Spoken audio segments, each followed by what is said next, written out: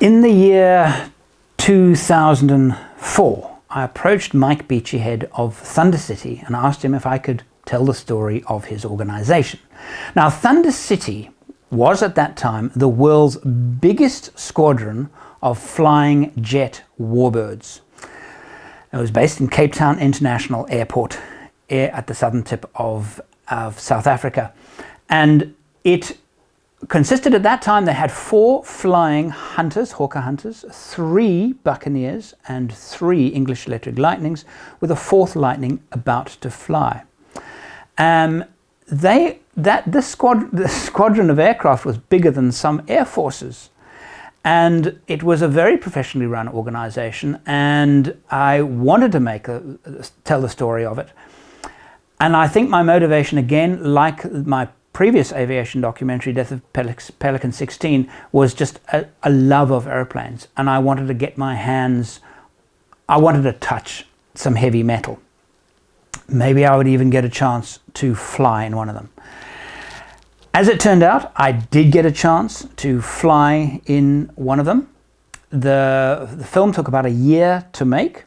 I had Mike BeachyHead, the owner, he was interested in it, but he was never really very much involved. I think Mike had a bit of a disdain for press and things like that, and media. You know, he just never really enjoyed the media side of it.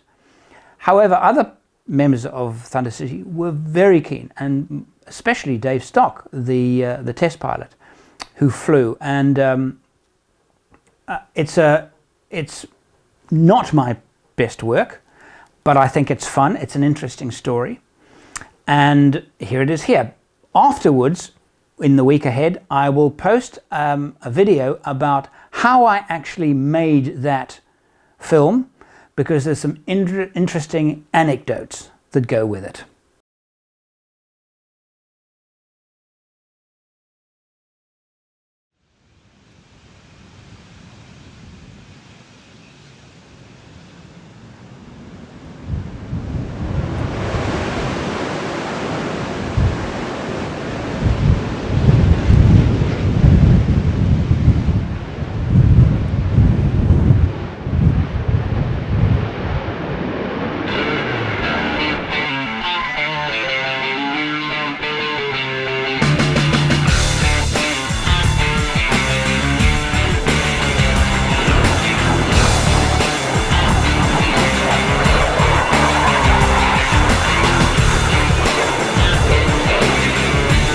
Well, I mean, performance of the Lightning is really quite outstanding, and even by modern standards today. Fantastic aircraft. And about 5 minutes afterwards they landed, and I could see the roundels on the side, and I was all goosebumpy. I just couldn't believe that we actually had aircraft like that. Back in the late 80s, when the RAF were coming out of service, there was a chance to buy one from RAF Bimble. We took it up the airfield and ran it, got everything working nice, and put the afterburners on, which was,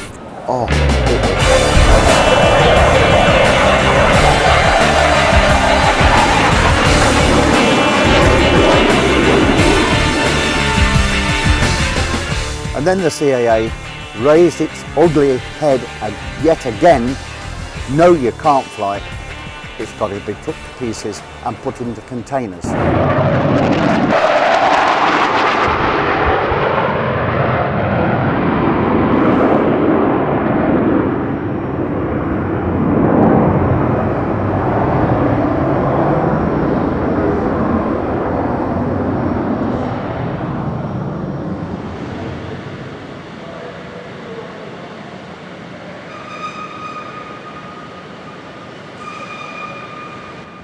November 2003, the historic jet aircraft collection known as Thunder City prepares for a unique event, a milestone in the development of this, one of the world's great aviation heritage operations. Today is when Thunder City will truly flex its muscles. 100 miles away, near the small coastal town of Bredasdorp, lies Overberg Air Force Base, home to South African experimental and test aviation. Overberg is hosting an air show, and among the long list of aircraft are displays by the vintage jets of Thunder City. On the ground, the mood is tense. No less than 8 aircraft must fly from Thunder City's home base at Cape Town International Airport. They must all be checked, rechecked, fueled and readied for their pilots. 3 Hawker Hunters, British-built subsonic fighter and strike jets at the forefront of aviation technology in the 50s and early 60s. The single F-6A, flown here by test pilot Dave Stock, was Thunder City's first jet. This airplane behind me is one of the first ones. Was acquired in November 1994, more by accident than by any design. This is on a Sotheby's auction, and it was a telephonic auction out of South Africa, and I was talking to the guys in England, and he said, "Do you fancy a Hunter?" And I said, "That sounds like a good idea." And then got bidding on it, and I think the thing was eventually knocked down for about £10,000. But of course that's when all the trouble starts. It's all very well saying the purchase price is fairly low, but even if you're given a military jet for next to nothing, to actually get them up and operational and fully serviceable is a massive undertaking, and enormous expenses involved. So the difference between a flying aircraft and one that is stuck on a pole somewhere is quite vast. My involvement here with Mike was just a telephone call. I had purchased some Hawker Hunters at an auction, and Mike had done the same. And when I went to view the airplanes with a view to getting them out of the Overton and sorting them out, the lieutenant there, George McAfee, first lieutenant there, said that there was a gentleman in South Africa who had purchased one of the airplanes, and here's his telephone number, please give him a call. So I called Mike and he said, well, I bought a Hawker Hunter, and I want it taken apart and packaged. And I said, well, why do you want to take it apart? Let's have a look at it first, maybe you want to fly it down. Oh, well, he said, actually I've bought another one as well, and that's at RAF Scampton. And I said, well, the same thing applies. Let's just take a look at the airplanes first and see if they are airworthy. And that's what we did. We looked at, me and my boys went up and we had a look at the airplanes. We carried out engine runs and etc. And both airplanes were fine. This airplane was flown out in mid-1995 by a British aerospace test pilot called Keith Hartley via Bari in Italy, Heraklion in Crete, then routed down to Khartoum in the Sudan, to Eritrea, and then on to Nairobi, and eventually Lilongwe, Johannesburg, Cape Town. And I had a bit of a stopover in Khartoum with some leaking fuel, but other than that, it was pretty much a faultless flight.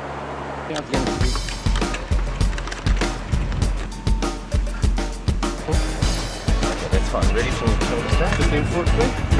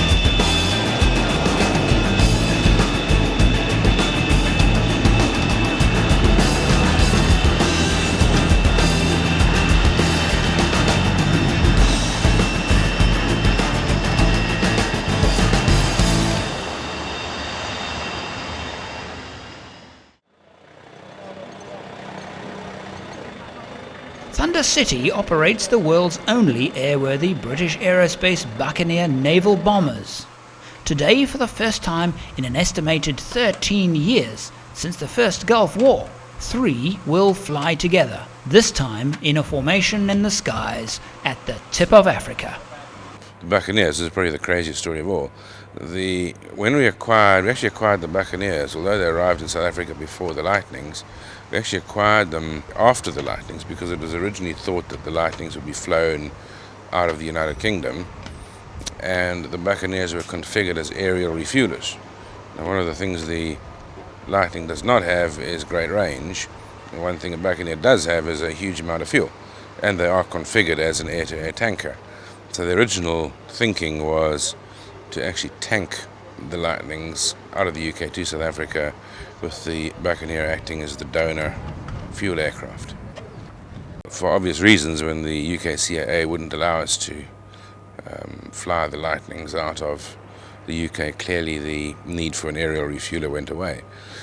So we flew the Buccaneers out here, and they arrived here in 1996. Well, they were originally in the colours of the Defence Research Agency out of Boscombe Down.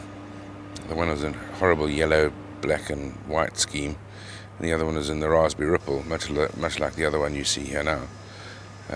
Black sort of became a kind of a house colour because this aeroplane behind me, the F6A, is an original Black Arrows aeroplane. And bearing in mind our purposes are primarily to display aeroplanes so that people can see them, black is actually very good and very conspicuous colour.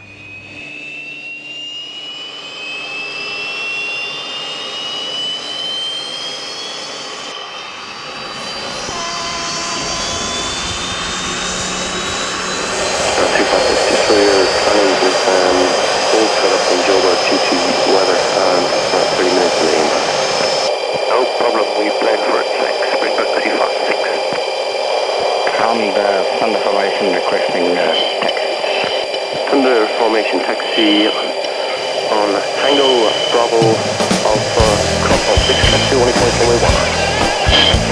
Tango Bravo Cross 6 and holding runway 19. Okay.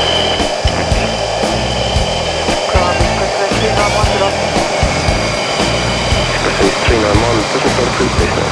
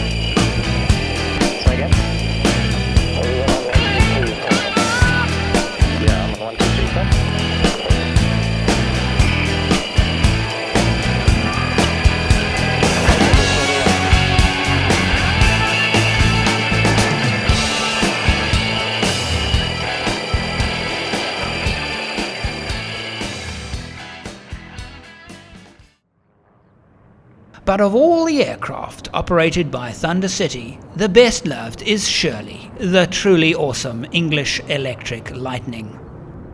The world's 3 flying examples are all here, with a 4th that is soon to fly.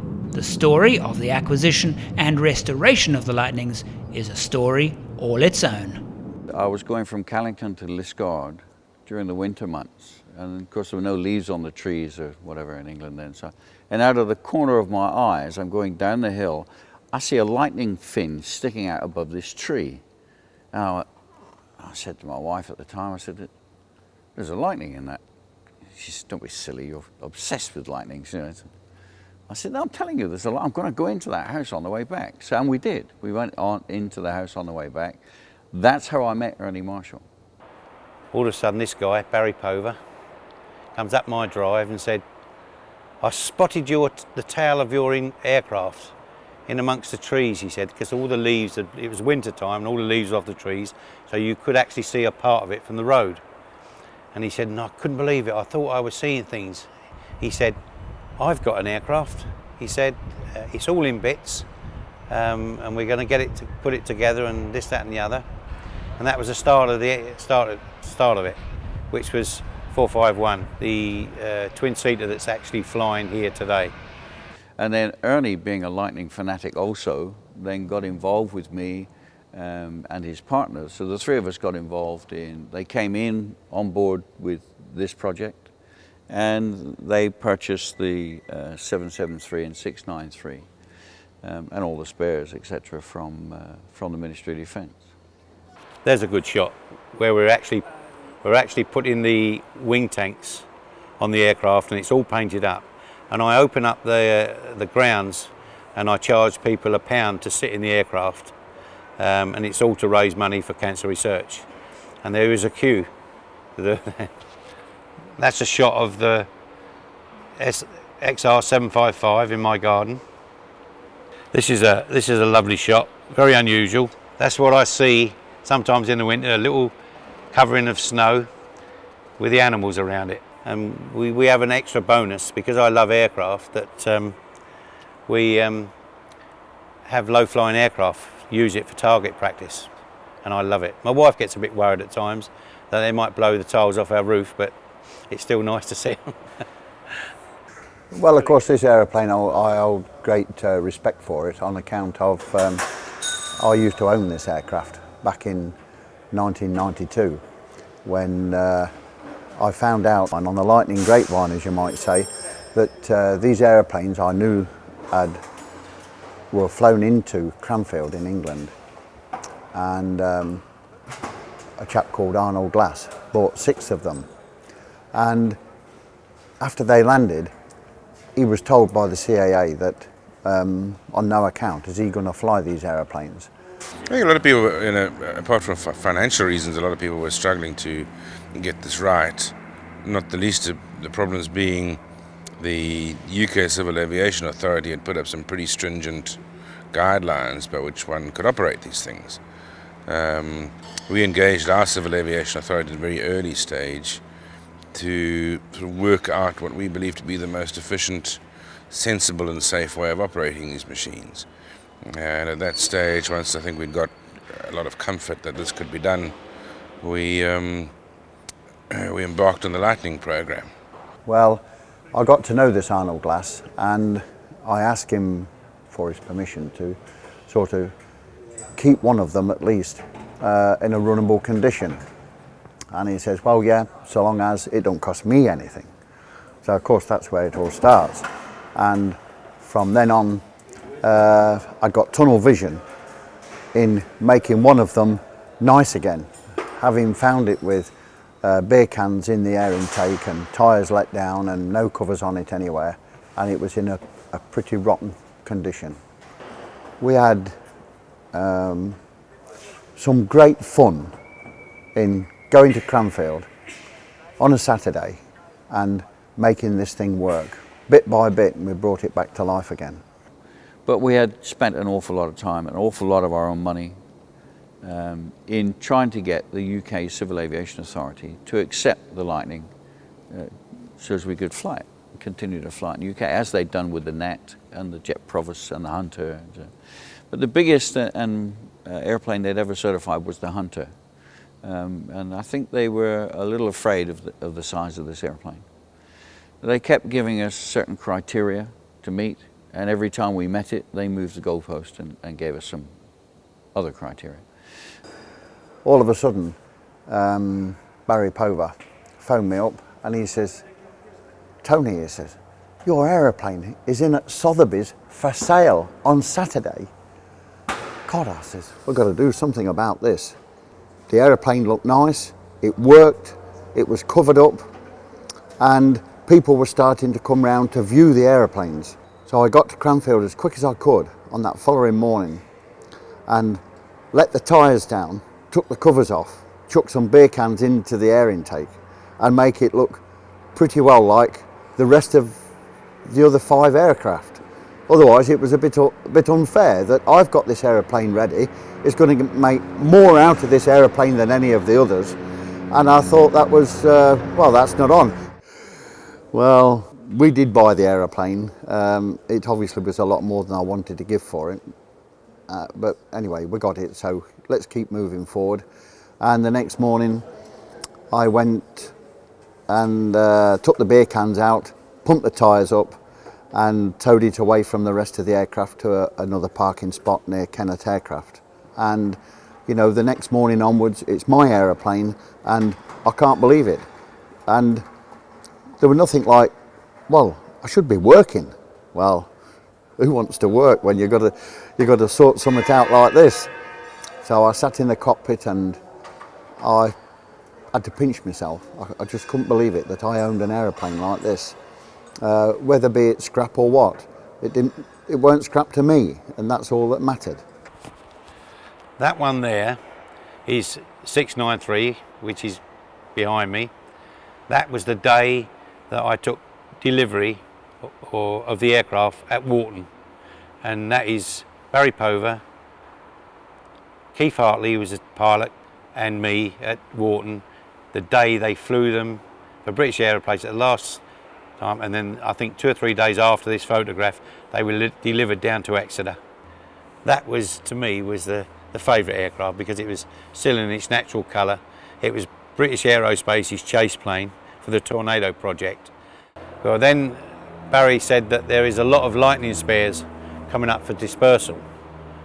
So I said, well, we better have a look and see, you know, do we need them? Yeah, we would do, yeah. I said, well, let's get up there and make a bid for them. There are thousands and thousands of people all over the world who love this aircraft and want to see them fly, and the only way they were going to fly was with these spares. And over the next 2 years, 2 or 3 years, we went through all the systems and got them working really well, to the extent whereby this chap called BeachyHead sort of came on the scene, and he just seemed to turn up at the airfield, and any chance of a run down the runway in this? Well, there's no reason why not. You know, you put the fuel in and we'll do that. So he did that, and well, I've got to have it.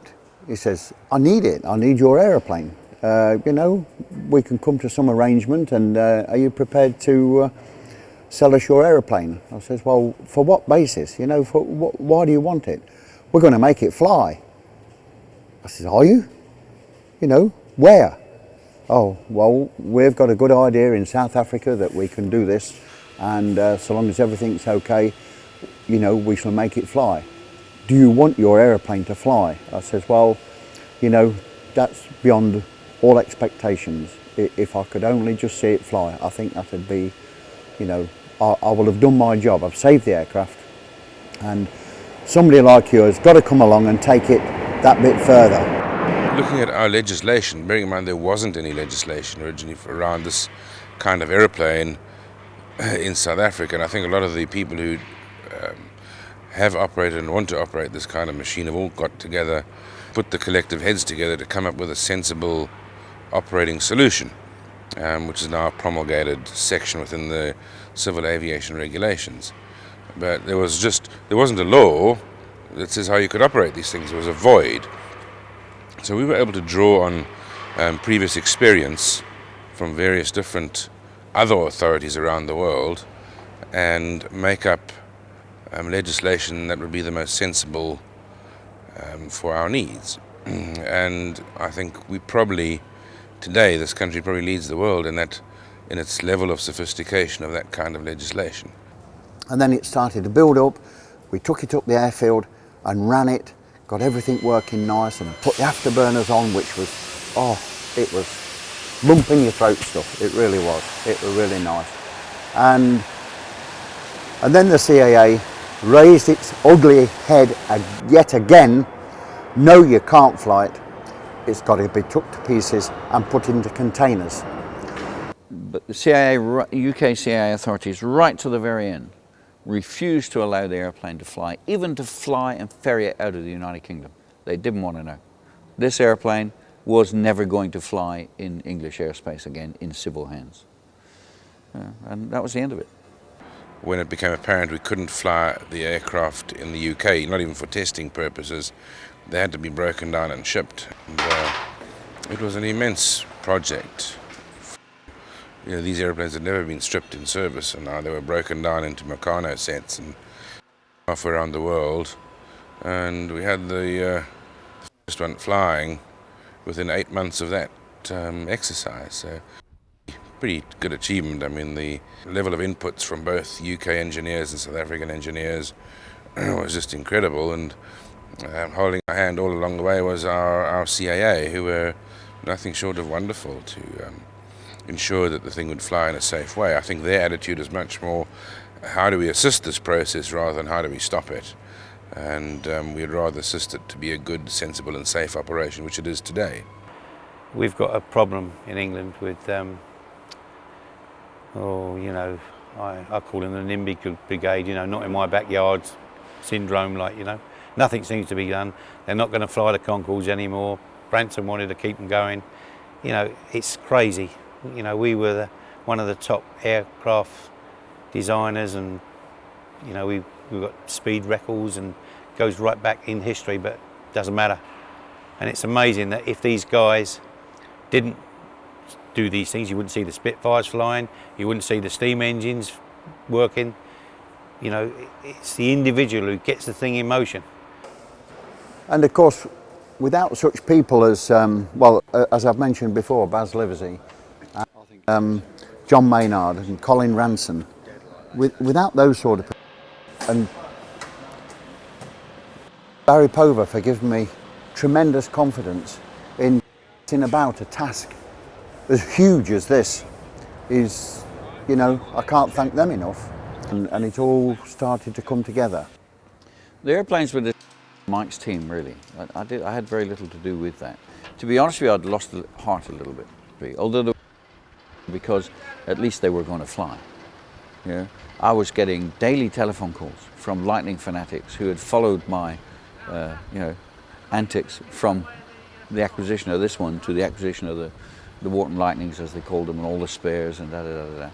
You know, and I was getting quite rude telephone calls, threatening calls, some of the people. You know, why are you allowing these airplanes to, why don't you keep fighting? You know, my family life, you know, my wife in the end walked out. You know, it just, they don't understand. They say they understand, but they don't understand. They don't understand the commitment you need to make if you're trying to, you know, fighting an authority to try and do something like this. Sadly, because it set the precedent really for what they consider to be complex airplanes. I mean, the airplane's not complex. You know, between myself and a few other people here, we've taught the South African guys how to maintain the airplane, how to look after it, how to do things. You know, and they do it very, very well. It's not a complex airplane. It's difficult because of the how it's packed, how it's built. You've seen them stripped down. You know exactly what I'm talking about, how difficult it is to get the components. You want to change a selector valve for the flaps, you've got to take the #1 engine out. You know, it's a design nightmare. But that's the way it is. So it's not complex, but it is difficult to work on.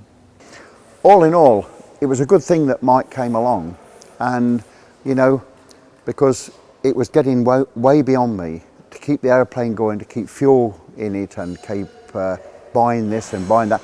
And of course you got the insurance and you got the rent of Cranfield. So he did me a good turn, and into the bargain, he made it fly. My aeroplane, eh? Or was, but I still call it my aeroplane. What a fantastic piece of kit.